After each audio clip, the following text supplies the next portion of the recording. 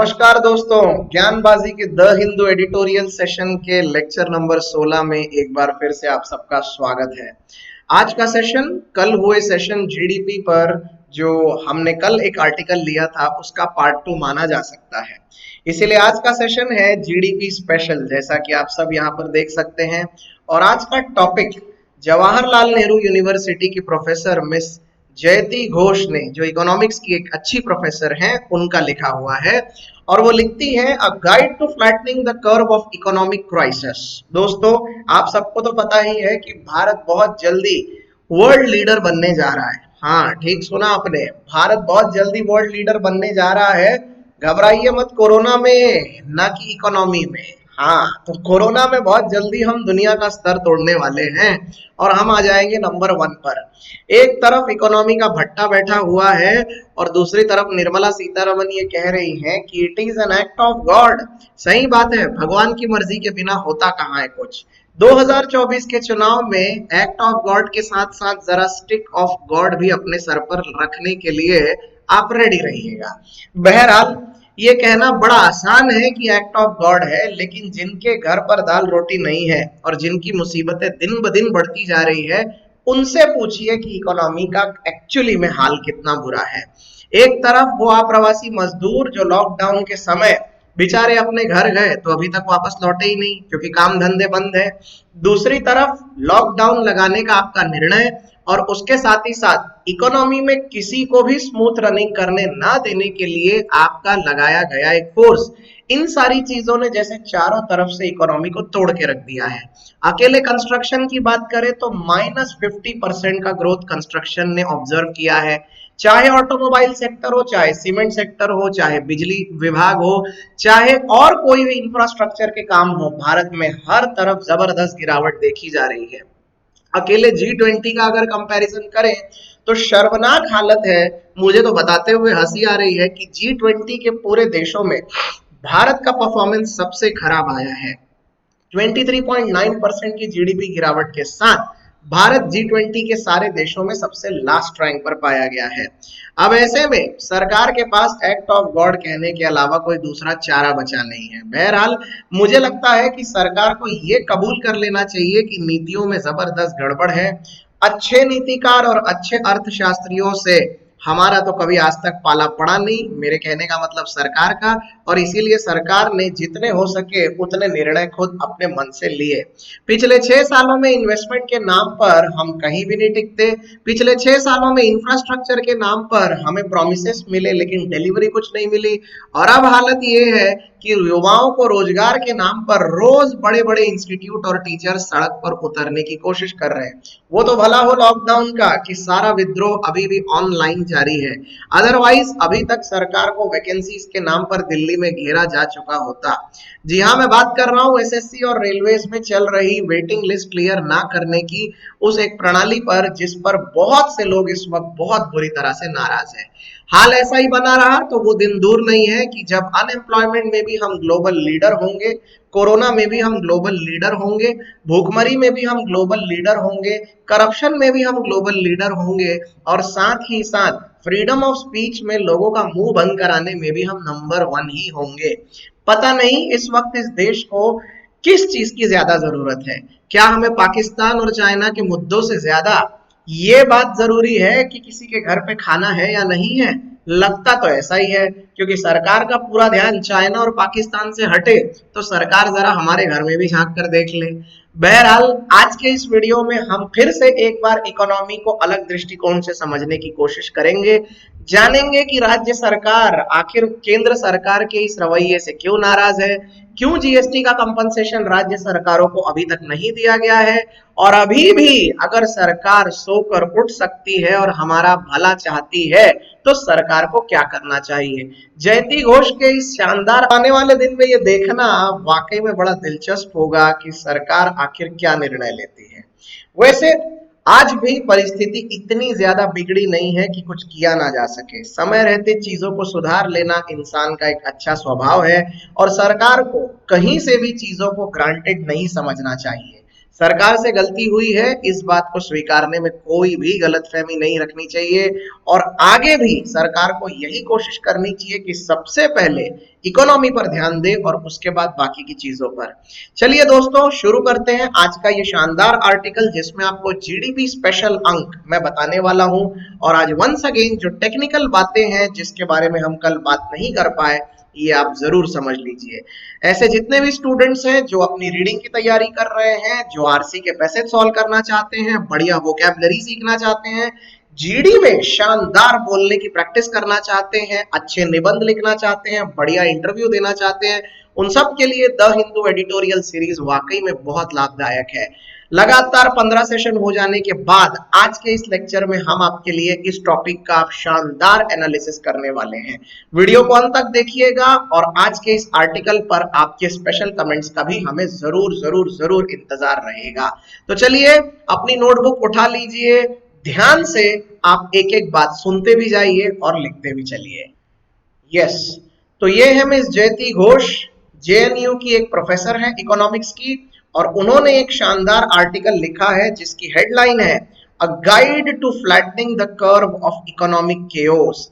अ guide यानी ये तरीके बता रही है कि किस तरह से अर्थशास्त्र में चल रही उथल पुथल को हम किस तरीके से फ्लैटन कर सकते हैं, right. Well thought of policies can reverse the result of incompetence. The onus is on the center to spend now. कहने का मतलब ये है, अगर आप सोच समझ के कुछ नीतियां बनाएंगे तो अभी तक जो गड़बड़ियां चल रही हैं और जो आपकी नाकामयाबी दिखाई दे रही है उसमें से बचा जा सकता है, लेकिन सारा दारोमदार केंद्र सरकार के ऊपर है कि आखिर वो इस देश को कैसे चलाना चाहती है। लेखिका लिखती है, now it is official, India has managed to become the global leader in the number of new daily cases of COVID-19 and the worst performing of all major economies during the pandemic so far. अब ये पूरे जग जाहिर साबित हो चुका है कि Bharat economy में ना सही लेकिन कोरोना के मामले में ग्लोबल लीडर जरूर बन चुका है, क्योंकि ये जो वैश्विक महामारी में भारत का नंबर तीसरा आ रहा है, बहुत ही जल्दी हम नंबर 1 और नंबर 2 और नंबर 1 तक पहुंच जाएंगे। How did we manage this double defeat? Now through acts of God, but because of the incompetence and apathy of our current leadership. Apathy का मतलब होता है जब आपके मन में किसी भी चीज के लिए कोई फीलिंग ना हो। तो लेखिका ये बताने की कोशिश कर रही हैं, आखिर ये दोहरी हार हम हारे कैसे, यानी कोरोना भी बढ़ता चला गया और इकोनॉमी का भी भट्टा बैठ गया। जब ये दोनों चीजें हुई तो ये आखिर कैसे हुई? निर्मला सीतारमन की जबान में कहें तो शायद एक्ट ऑफ गॉड हो गया होगा, लेकिन एक्ट ऑफ गॉड नहीं, ये दरअसल हमारी खराब नीति और बेकार लीडरशिप का नतीजा है कि हमें ये दिन देखने पड़ रहे हैं। The data on the decline, आगे लेखिका क्या कहती है जरा समझ लेते हैं। The estimated 24% GDP contraction in April-June 2020 compared to the previous year is the worst performance among G20 economies. दुनिया के जो G20 देश हैं उनमें सबसे खराब परफॉर्मेंस अगर किसी ने किया है जीडीपी में अप्रैल से जून के क्वार्टर में तो वो है भारत। लगभग 24% की जबरदस्त जीडीपी गिरावट, and even compared to other South Asian countries, but this number are likely underestimates because they are based on the information from the formal and organized sector extrapolated to the informal unorganized activities. The actual decline is probably worse. लेकिन अभी भी ये बात समझना थोड़ा सा मुश्किल है कि क्या ये आंकड़े सही हैं। देखा जाए तो ये आंकड़े सरकारी तरीके से निकाले गए हैं, यानी दावा इस बात का है कि ये इससे भी ज्यादा बेकार हो सकता है, लेकिन हमें कम से कम बताने की कोशिश की गई है। तो हो सकता है शायद हमको 24% बताया हो, असल में तो वो 36% के आसपास होगा। Physical indicator such as the index of industrial production decline by more than 20%। ये अपने आप में एक बहुत गंभीर समस्या है दोस्तों। हमारे देश में उद्योग जगत कितना आगे बढ़ा इसका एक बहुत बड़ा इंडिकेटर होता है IIP, उसे कहा जाता है इंडेक्स ऑफ इंडस्ट्रियल प्रोडक्शन, यानी पिछले साल की तुलना में इस साल उत्पादन कितना ज्यादा हुआ। तो वो जो उत्पादन है वो करीबन करीबन 20% से गिरा है। ये अपने आप में एक बहुत गंभीर समस्या है। दोस्तों याद है मैंने आपको कल एक बात समझाई थी, आज मैं दोबारा उसको जरा रिपीट कर देता हूं। मैं आपको कल बताने की कोशिश कर रहा था कि किस तरीके से जीडीपी में सबसे बड़ा इंडिकेटर होती है डिमांड, और जीडीपी को आगे बढ़ाने के लिए दो चीजें लगती हैं, वो होती है गुड्स एंड सर्विसेज। और गुड्स और सर्विसेज की डिमांड पैदा कौन करता है? देश पैदा करता है। लोगों के पास खरीदने की जितनी क्षमता होगी उतनी ही देश की जीडीपी बढ़ती चली जाएगी। आपको इस बात को आज ढंग से समझ लेना चाहिए कि भारत 138 करोड़ की आबादी वाला देश है और भारत की जीडीपी है 2.9 ट्रिलियन, जबकि अमेरिका केवल 32 करोड़ की आबादी वाला देश है और फिर भी उसकी जीडीपी है 21 ट्रिलियन। राइट, अब आप इन बातों को जरा ढंग से समझिए। भारत का एक व्यक्ति एक पूरे महीने में या यूं कह ले एक साल में 1 2 3 4 5 6 7 8 इस तरह की 8 अलग अलग गुड्स और सर्विसेज की डिमांड रखता होगा, क्योंकि भारत के एक नागरिक की हैसियत या जेब के पैसे केवल इन 8 सामानों के लायक है। लेकिन केवल 32 करोड़ की आबादी वाले अमेरिका में एक व्यक्ति की डिमांड भारत के व्यक्ति से कहीं ज्यादा होती होगी। इसीलिए इतनी सारी चीजें अमेरिका में प्रोड्यूस करनी पड़ती है और इसीलिए अमेरिका में गुड्स और सर्विसेज हमसे काफी ज्यादा है और इसीलिए अमेरिका की जीडीपी भी भारत के मुकाबले काफी बेहतर है।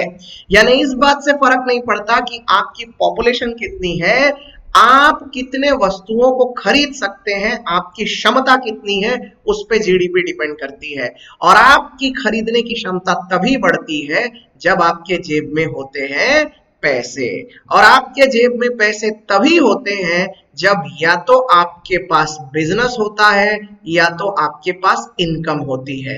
आपके पास बिजनेस और इनकम तभी होती है जब आपके देश में नौकरियों के लिए या धंधे के लिए अपॉर्चुनिटी हो, और नौकरी और धंधे के लिए अपॉर्चुनिटी का निर्माण करना ये सरकार का काम होता है। सरकार को नई फैक्ट्रियां खोलनी पड़ती है, सरकार को नए ब्रिजेस खोलने पड़ते हैं, नए स्कूल, नए अस्पताल, नए रेस्टोरेंट, नई हाईवेज।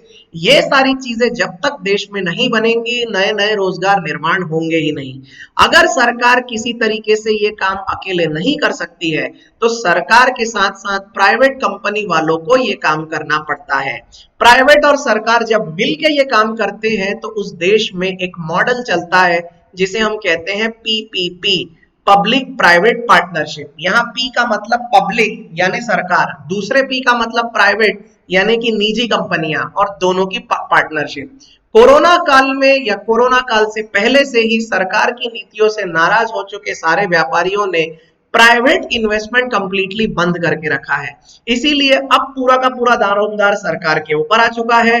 अगर सरकार चाहती है कि हमारे देश की जीडीपी बढ़े और 23.9% की गिरावट जैसा मनहूस फिगर हमें फिर दोबारा देखने को ना मिले, तो अब हमें यह समझना होगा कि गवर्नमेंट की स्पेंडिंग को तेजी से बढ़ाना होगा। गवर्नमेंट खर्च करेगी तो अपॉर्चुनिटी बढ़ेगी, अपॉर्चुनिटी बढ़ेगी तो बिजनेस और इनकम के लिए, जॉब के लिए नए नए साधन पैदा होंगे और वहां से मिलेंगे पैसे, पैसे आएंगे तो लोग भरेंगे टैक्स और टैक्स भरेंगे तो सरकार का ही फायदा होगा। इस तरह की चीजों से सरकार को अब अर्थव्यवस्था को दोबारा पटरी में लाना होगा। आई होप आपको ये बेसिक्स ऑफ इकोनॉमिक्स का पार्ट समझ में आ रहा है। इसी चीजों को अर्थशास्त्र की भाषा में कंजम्पशन लेवल कहा जाता है, यानी खरीदने का आपका कितना ज्यादा स्टेमिना है, कितना ज्यादा आपके अंदर एक कैपेसिटी है, कंजम्पशन लेवल। इसे हिंदी और मराठी में हम उपभोग भी कह सकते हैं। तो भारत में जो उपभोग है यानी कंजम्पशन लेवल है वो अमेरिका जैसे देश के कंपेयर में कम नहीं, काफी ज्यादा कम है। यहाँ पर लोगों को दोनों वक्त की रोजी रोटी मिल जाए तब भी जीवन निकल जाता है, लेकिन अमेरिका में ऐसा नहीं होता। अमेरिका में एक व्यक्ति को बहुत सी चीजों की जरूरत पड़ती है। तो चलिए आगे देखते हैं। लेखिका ने और क्या समझाने की कोशिश की है, मैं आपको बीच बीच में ये सारी चीजें बताता चलूंगा ताकि आपको ये आर्टिकल बहुत अच्छे से समझ में आए। But ground reports indicate that unorganized manufacturing declines by much more.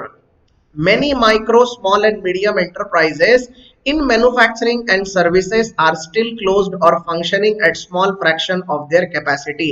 Bharat में लघु उद्योगों का भी बहुत ज्यादा हालत अभी तक बहुत खराब हो चुकी है। बहुत सी ऐसी कंपनियां हैं जो लॉकडाउन में है या फिर अगर वो चल भी रही है तो 3 शिफ्ट की जगह केवल 1 शिफ्ट में ही काम कर रहे हैं। आप बैंकिंग सेक्टर की हालत देख लीजिए, बैंकिंग सेक्टर केवल अल्टरनेट डेज पर चालू है। सोमवार को जाना है तो मंगलवार को नहीं जाना है, बुधवार को जाना है तो गुरुवार को नहीं जाना है। इस तरीके से हर किसी की अगर कैपेसिटी के हिसाब से हम नहीं चलेंगे और उसको कम कर लेंगे तो ओवरऑल आपकी डिमांड और जीडीपी वो तो गिरने ही वाली है। Wage incomes are falling more sharply than GDP because of the combination of employment declines and falling wage rates. लगातार गिरते जा रहे जो मजदूरी के रेट्स है यानी डेली वेजेस के जो रेट्स हैं वो गिर रहे हैं, जिसके वजह से जीडीपी पे और बुरा असर पड़ रहा है। There is other bad news in the GDP data, every sector other than agriculture decline sharply. आपने ये तो सुना ही होगा कि एग्रीकल्चर सेक्टर को अगर छोड़ दिया जाए तो भारत के लगभग लगभग सारे ही सेक्टर में इस वक्त गिरावट आई है और एग्रीकल्चर सेक्टर में 3.4% की बढ़ोतरी है। पिछले क्वार्टर की तुलना में ये 0.4% ज्यादा है। Specially more than employment intentionally या intensive sectors. The good Rabi harvest and very good monsoon provided some respite in agriculture, but with incomes down, farm prices are likely to revive and ensure sufficient returns for cultivator over the year. हो सकता है कि जो farm cultivators है उनको sufficient returns ही मिले, बहुत ज्यादा अच्छे रिटर्न्स ना मिल सके। Government consumption expenditure increased by 16% over the same period in the previous year. But since total investment fell drastically, it is likely that public investment also fell. ये line आपके लिए समझना बहुत जरूरी है दोस्तों, आप इसको ठीक से समझिए। मैं आपको बता रहा हूं कि किसी भी देश की इकोनॉमी को पटरी पे लाने का काम दो लोग कर सकते हैं। एक तो कर सकती है खुद गवर्नमेंट, जिसको हम कहते हैं पब्लिक स्पेंडिंग, और दूसरा कर सकते हैं प्राइवेट कंपनियां जैसे बड़े बड़े औद्योगिक घराने, साथ में बाकी के सारे छोटे मोटे व्यापारी। अब हुआ यह है कि प्राइवेट इन्वेस्टमेंट पूरी तरह से इस देश में ठप पड़ा हुआ है, क्योंकि लॉकडाउन की मार झेल रहे लोग, वैसे ही जितना घाटा हुआ है उसकी मार झेल रहे हैं। तो कोई भी प्राइवेट वाला देश में नई फैक्ट्रियां, नई कंपनियां, नए उद्योग खड़े करने को तैयार नहीं है। नतीजा ये हो रहा है कि सरकार को अकेले ही इकोनॉमी को पटरी पे लाने का काम करना पड़ रहा है। तो सरकार पिछले साल की तुलना में इस साल 16% ज्यादा खर्च कर रही है, लेकिन ये 16% क्या पूरी अर्थव्यवस्था को ठीक करने के लिए काफी होंगे?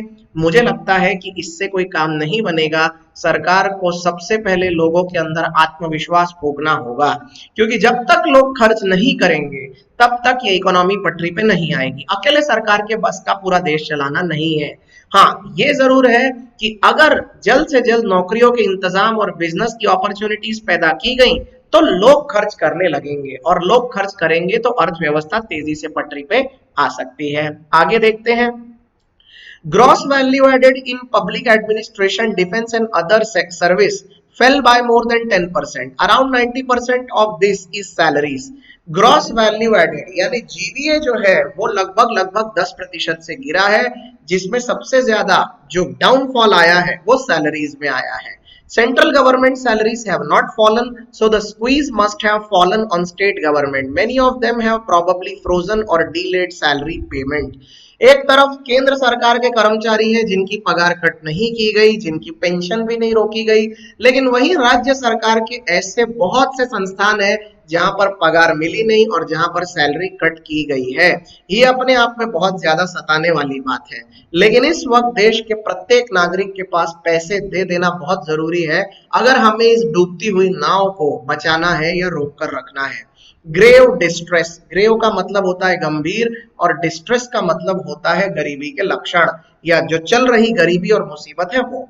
Meanwhile, the pandemic continues apparently unabated. All talks of flattening the curve as wishful as the green shoots in the economy that official spokespersons keep saying has vanished, replaced by the completely meaningless indicator of recovery rates which are bound to improve with more cases. ये बात तो तय है कि आपको ये सारी चीजें तब करनी है जब कोरोना काल अपने जबरदस्त उफान पर है। ऐसा लगता है कि किसी ड्रैगन ने आग उगलने वाला मुंह खोल के रखा है और वो हर उस चीज को निगलता जा रहा है जो कि उसके सामने आ रही है। भारत में, जिस देश में सबसे पहले सबसे जल्दी लॉकडाउन लगाया गया, इतने प्रिकॉशंस लिए गए, इतना सब करने के बावजूद भी भारत जैसे देश में आज कोरोना केसेस दुनिया में तीसरे नंबर पर आ चुके हैं। डेथ के मामले में भी हम तीसरे नंबर पर जा चुके हैं। हमने ब्राजील को भी पीछे छोड़ दिया है। अब ये बात तो तय है कि जब तक वैक्सीन नहीं आ जाती, कहीं से भी इकोनॉमी को रोकना और कहीं से भी लोगों को कंट्रोल में रखना सरकार के लिए अब बहुत पेचीदा होता जा रहा है। एक तरफ उन लोगों को संभाले जिनकी मौतें हो रही है, या दूसरी तरफ उन लोगों को संभाले जो भूख की वजह से मर सकते हैं। सरकार की समझ में कुछ भी नहीं आ रहा है। जो भी पॉलिसीज वो लेकर आ रहे हैं, एक एक करके सारी पॉलिसीज नाकामयाबी के चरम सीमा पर जा चुकी है। फिर चाहे वो 20 लाख करोड़ रुपए का सरकार का कंपनसेशन हो, फिर चाहे वो गरीब कल्याण योजना हो, या फिर वो नरेगा में लोगों का भत्ता बढ़ाने की बात की गई हो, हर जगह एक जैसा हाल है। The brutal national lockdown generated economic collapse even before the disease had spread much. Instead of testing, tracing, isolating and treating, which is costly but is still the only effective way to deal with the disease, the central government shut everything down across the country without warning. कहने का मतलब ये है कि सबसे पहले ये जरूरी था कि सरकार हर चीज की टेस्टिंग करती, सरकार ये इंश्योर करती कि हमें किसी भी तरीके से कोरोना ना हो, सरकार इस बात का पूरा ध्यान रखती कि कहीं से भी recovery rate number of death से थोड़े से ज्यादा हो, और उसके बाद सरकार लॉकडाउन न लगाते, इन सब चीजों का ख्याल रखती। लेकिन ऐसा कुछ नहीं किया गया। सरकार ने सीधे सीधे पहले लॉकडाउन लगा के लोगों की दाल रोटी पर ही बात ला दी। Then it provide no compensation and almost no social protection to those around 80% of worker who lost livelihood. और उसके बाद लॉकडाउन लगाने के बाद भी 80% वर्कर्स जो कि केवल हफ्ते भर की इनकम पर जीते हैं, रोज की मजदूरी पर जीते हैं, उन सब के लिए सरकार ने कोई कंपनसेशन नहीं दिया। अगर कंपनसेशन दिया भी तो वो लोगों तक पहुंचा नहीं। Migrant workers were forced to return in terrible condition in their home where they have unwittingly spread the disease in rural areas with the poor health facilities. Migrant workers को यानी मजदूरों को अपने घर तक बहुत ही बुरी हालत में लौटना पड़ा। तस्वीरें आपसे छुपी नहीं है, आपको पता ही है। पैदल चलते हुए लोगों को महाराष्ट्र से लेकर बिहार तक जाने की नौबत आ गई, दिल्ली से लेकर उत्तर प्रदेश तक जाने की नौबत आ गई। ये सब करना पड़ गया, लेकिन सरकार उस समय भी इनके लिए कुछ खास कर नहीं पाई। बहुत ही बेकार हालत में लोगों को कोरोना से लड़ना भी पड़ा, दोनों वक्त की रोजी रोटी का भी इंतजाम करना पड़ा और अपने घर तक पहुंचना पड़ा। लोगों को जब रोक रोक कर मीडिया वालों ने पूछा कि आपको घर भागने की इतनी जल्दी क्यों है, आप जानते हैं उन्होंने क्या जवाब दिया? किसी का कहना यह है कि मालिक ने नौकरी से निकाल दिया है क्योंकि अब फैक्ट्री बंद पड़ चुकी है, तो अब मेरे पास पैसे नहीं है, मैं क्या करूं। किसी का कहना यह है कि अब फैक्ट्री 3 महीने बंद रहने वाली है, मेरे पास 3 महीने सरवाइव करने के पैसे नहीं है, मैं क्या करूं। तो किसी का कहना यह है कि मकान मालिक भाड़ा माफ करने को तैयार नहीं है। अगर मैं कमाऊंगा नहीं तो इस कमरे का भाड़ा कैसे भरूंगा, तो मुझे अब घर जाने के अलावा कोई चारा नजर नहीं आ रहा है। देखते ही देखते पूरी इकोनॉमी का सिस्टम टूटता चला गया। न लोगों ने मानी, न मकान मालिकों ने अपनी जिद छोड़ी, न ही फैक्ट्री ओनर्स ने 2-3 महीने का राशन दिया, और न ही सरकार ने इनके लिए कुछ किया। स्वाभाविक सी बात है, जो समाज का सबसे गरीब तबका होता है, सबसे पहले गाज उस पर ही गिरती है, और वही हुआ जिस बात का डर था। सारे लोग टूटते चले गए। जरूरी यह था कि ऐसी परिस्थिति में सरकार कम से कम उन मजदूरों को 3-4 महीने का राशन और साथ ही साथ उनको कैश में पैसे दे देती। जितने पैसे दिए 500 रुपए वो पर्याप्त नहीं थे। मुझे आज भी याद है निर्मला सीतारमण का वो प्रेस कॉन्फ्रेंस जिसमें उन्होंने 500 रुपए देने की घोषणा की थी। आपको क्या लगता है इस 500 रुपए में उनके लिए कुछ हो पाएगा? कम से कम उनको हजारों में कुछ पैसे दे देने चाहिए थे, जैसे अमेरिका में हुआ। लेकिन सरकार तो सरकार है, उन्होंने अपने हिसाब से इसका निर्णय लिया। वर्किंग पीपल हैव बीन इम्पावरिश्ड, आगे देखते हैं, and debilitated by lack of nutrition because they have been less able to afford food. Now they are being told to go back to work even as the risk of disease has grown exponentially. अब देखिए पराकाष्ठा देखिए समय की कि जब corona cases बहुत कम थे देश में तब लॉकडाउन लगा दिया गया और मजदूरों को मजबूरी में अपने घर जाना पड़ा। आज जब कोरोना केसेस इस हद तक बढ़ चुके हैं कि एक एक दिन में 70,000 केसेस आ रहे हैं, एक एक दिन में 1200 लोगों की मौतें हो रही है, उस समय इन मजदूरों को वापस काम पे भेजना जरूरी हो चुका है घर वालों के लिए, क्योंकि अब दाल रोटी बची नहीं है। अब उनको अगर आगे बढ़ना है तो उनको कहीं ना कहीं से रोजी रोटी का इंतजाम करना पड़ेगा। अब अगर आप देखिए कि यही हाल चलता रहा तो कितने और एक्स्ट्रा लोगों को कोरोना हो जाएगा। सरकार अगर दोबारा लॉकडाउन लगाएगी तो सरकार के खिलाफ नारेबाजी होगी और अब पब्लिक सड़क पे उतर आएगी। लेकिन अगर सरकार कोरोना से भी हमको मुक्ति नहीं दिला पाएगी तो वैसे भी सरकार को नाकामयाब ही माना जाएगा। अगर आप अपने आप को सरकार की जगह रोक कर देखते हैं, रख के एक बार देखते हैं, तो क्या लगता है आपको कि आपके लिए इसमें से कौन सा निर्णय लेना ज्यादा सही था? What is more terrifying is that this is still just the beginning. There is little reason to believe that this awful trajectory will be halted unless there is a major change in government strategy on both health and economy. The downturn is definitely extending into the current quarter and probably the rest of the year. So we are starting at the biggest economic crisis in independent India. कहने का मतलब ये है कि आने वाले समय में परिस्थिति और गंभीर हो सकती है और ज्यादा डराने वाली बात यह है कि सरकार के लिए यह तय कर पाना मुश्किल है कि वो कोरोना पे ध्यान दे या इकोनॉमी पे ध्यान दे, क्योंकि किसी एक चीज पर ध्यान देती है तो दूसरी चीज अपनी हाथ की रेत की तरह मुट्ठी से फिसल जाएगी।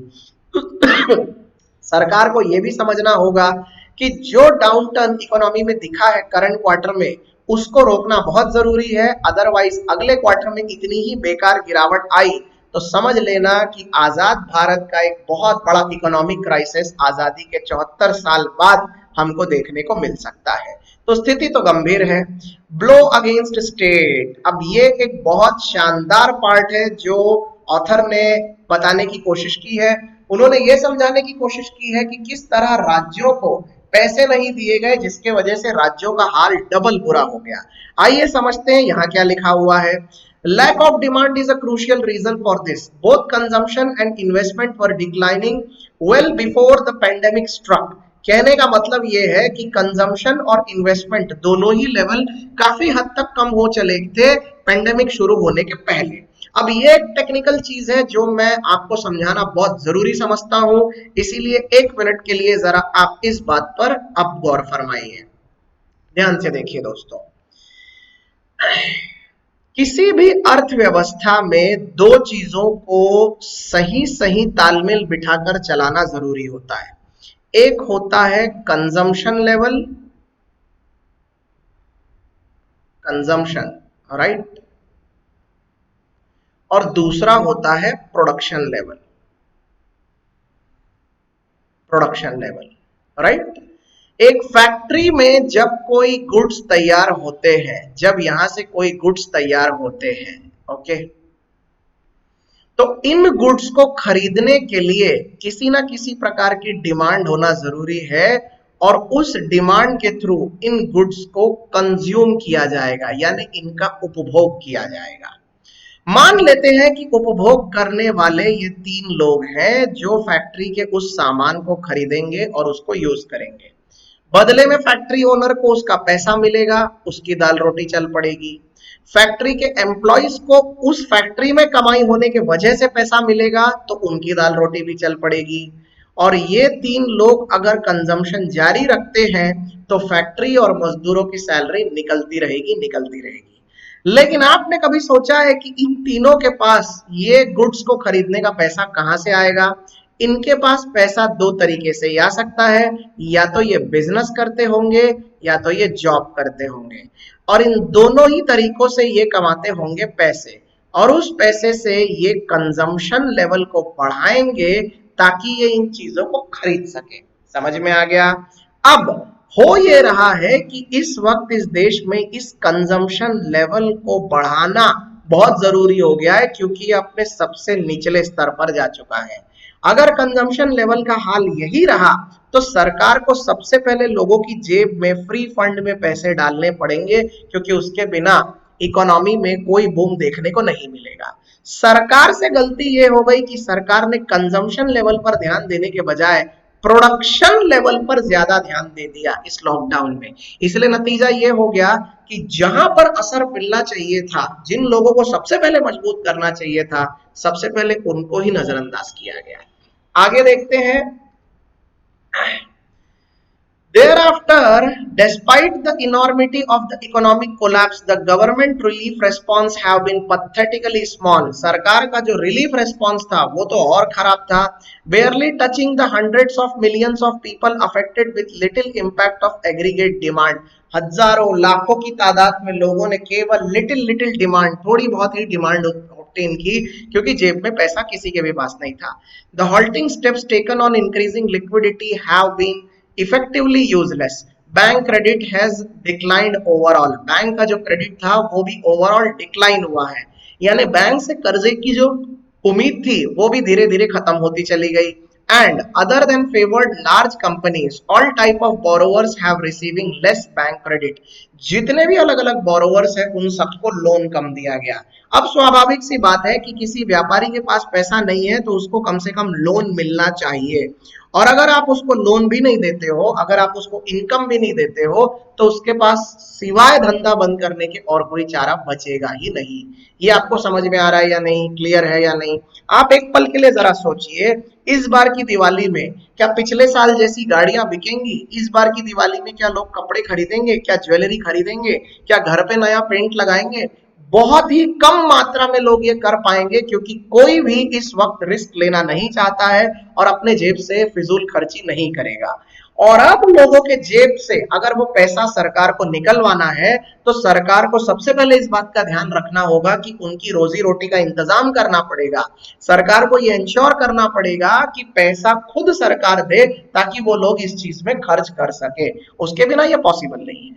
आगे, द मोस्ट डिसग्रेसफुल ट्रीटमेंट, ये लास्ट वाली लाइन पढ़िए, डिसग्रेसफुल ट्रीटमेंट यानी कि अपमानजनक treatment, okay, has been of state governments, राज्य सरकारों की हुई। Despite the centralizing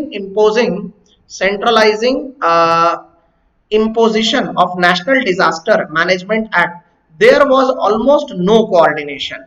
State governments have been forced to do all heavy lifting of dealing with the health crisis and economic effects of the pandemic on their own. यानी सरकार के तरफ से, केंद्र सरकार के तरफ से राज्य सरकारों को कोई मदद नहीं मिली, और उनको जैसे ये लगने लगा कि कोरोना से लड़ना है तो उन्हें अकेले खुद ही लड़ना पड़ेगा। Even as the center has denied them resources to do this effectively, the center is even denying the states their legal dues of GST। अब इस जगह पर मैं आपका स्पेशल ध्यान लाना चाहूंगा दोस्तों, कि जितने भी स्टेट गवर्नमेंट की सरकारें हैं उन सबको जीएसटी का कंपनसेशन दिया ही नहीं गया। आपको ये मैं बता देता हूं कि जीएसटी का कलेक्शन जितना होना चाहिए था वो नहीं हुआ, इसीलिए जीएसटी का कंपनसेशन राज्य सरकारों को केंद्र सरकार की तरफ से मिलना चाहिए था, जो कि नहीं दिया गया। नतीजा ये हो गया कि राज्य सरकारों के पास पैसे बचे नहीं, बहुत सी राज्य सरकारों ने इसीलिए वैकेंसीज भी बंद कर दी, और बहुत से प्रोजेक्ट वर्क और बहुत से बड़े बड़े इंफ्रास्ट्रक्चर के काम, सारी चीजें बंद करके बैठ गए। The reneging of a contractual promise could spell the end of what he has been, a poorly conceived, badly planned and worse implemented GST, right? ये बात तो है, राइट? अब ये आगे का जो पार्ट है, इसमें लेखिका ने ये बताने की कोशिश की है कि कैसे कोरोना से बचने के लिए सरकार को कौन सी चीजें करनी पड़ेंगी, और सरकार को किस तरीके से इकोनॉमी को पटरी पे लाने के लिए कदम उठाने चाहिए। तो चलिए हम सीधा ये वाले पैराग्राफ से आगे बढ़ते हैं। Roll out a fiscal package, सरकार को बाहर निकलने के लिए क्या करना चाहिए। None of this was necessary of God given, यानी ये कोई act of God नहीं है जो परिस्थिति अभी तक हुई है, and could have been averted with the right policies। Even now this terrible trend can be reverse. सरकार के खिलाफ ये बात तो चल ही रही है, लेकिन अच्छी चीज ये है कि अभी भी कुछ बिगड़ा नहीं। अगर समय रहते चीजों को सुधारने की कोशिश की जाए तो वो पॉसिबल है। The central government must immediately provide a large fiscal package. सरकार को तुरंत अभी एक बहुत बड़ा फिस्कल पैकेज अनाउंस कर देना चाहिए with actual money made available, no empty promises. और इस फिस्कल पैकेज में वाकई में पैसे देने चाहिए, सिर्फ कोरी बातें नहीं करनी चाहिए। नहीं तो कहने के लिए 20 लाख करोड़ रुपए का पैकेज सरकार बोलती है, लेकिन जमीनी स्तर पे जाके देखो तो किसी के पास कुछ होता ही नहीं है, तो वो नहीं होना चाहिए। Including the following: pay the state government their impending GST compensation due and provides more resources in addition to deal with the pandemic and its effect. Universalize the public distribution system and provide free food grain 10 kg 10 kilo क्या पर person या पर family पर house hold per month. कहने का मतलब ये है कि राज्य सरकारों को सबसे पहले जीएसटी का कंपनसेशन दे देना चाहिए, बड़ा फिस्कल पैकेज अनाउंस करना चाहिए और लोगों तक वाकई में पैसे पहुंचाने चाहिए। और प्रति घर में कम से कम 10 किलो का अनाज सरकार को पहुंचाना चाहिए। ये करना बहुत जरूरी है क्योंकि यही इकलौता उपाय है इस इकोनॉमी को पटरी पे लाने का। फॉर एटलीस्ट नेक्स्ट 6 मंथ्स, आने वाले 6 महीने तक सरकार को ये करना चाहिए। To anyone who need it, provide rupees 7,000 per family for 3 months as compensation for the incomes lost during the draconian lockdown. कहने का मतलब ये कि इसके साथ साथ पर फैमिली 7,000 रुपए का कंपनसेशन सरकार को देना चाहिए और 7,000 रुपए हर परिवार के खाते में डाल देने चाहिए आने वाले 3 महीने के लिए, यानी 3 महीने पर मंथ डालने चाहिए। जब लोगों के पास ये पैसा रहेगा, अब ध्यान से सुनो, इसका फायदा क्या होगा आपको मैं एक चीज से बताता हूं, इससे फायदा क्या होगा। Okay, just minute. हाँ, मान लेते हैं कि किसी गरीब को हमने 7,000 रुपए दे दिए, राइट। अब इस गरीब के घर में 3 लोग और हैं, राइट। तो अभी तक तो इनके पास पैसे नहीं थे, लेकिन सरकार के वजह से अब इनको मान लो 7,000 रुपए मिल गए। इस 7,000 रुपए का एटलीस्ट ये एक एलपीजी सिलेंडर ले लेगा, राइट। कोशिश ये करेगा कि ये फूड ग्रेन्स खरीद ले, राइट। इसके बाद कोशिश ये करेगा कि मेडिसिन दवाइयां वगैरह खरीद ले। उसके साथ हो सकता है और भी जरूरत की जो चीजें हैं, असेंशियल चीजें हैं, वो ये खरीद ले। जब ये सारी चीजें ये खरीदेगा तो इन चीजों में अचानक से डिमांड बढ़ेगी। इन चीजों की डिमांड बढ़ेगी तो इन चीजों का प्रोडक्शन बढ़ जाएगा। प्रोडक्शन बढ़ेगा तो उसके साथ साथ ज्यादा मैन पावर लगेगा और ज्यादा मैन पावर इस काम के लिए बिजी करना पड़ेगा। ज्यादा मैन पावर बिजी करना पड़ेगा तो स्वाभाविक है कि ज्यादा से ज्यादा लोगों को जॉब लगेगा। ज्यादा से ज्यादा लोगों को जॉब लगेगा तो ज्यादा लोगों की इनकम के वजह से सरकार को ज्यादा से ज्यादा टैक्स मिलने लगेगा। ये होती है पूरी की पूरी चेन। अब मैंने उदाहरण इस एक व्यक्ति का दिया, लेकिन ऐसे 15, 20, 25, 50, 60 करोड़ ऐसे परिवार हैं जिनको आप ये 7,000 रुपए देकर इकोनॉमी को पटरी पे ला सकते हो। अब आप बोलेंगे कि सर लेकिन मुफ्त में कैसे पैसे बांट सकते हैं?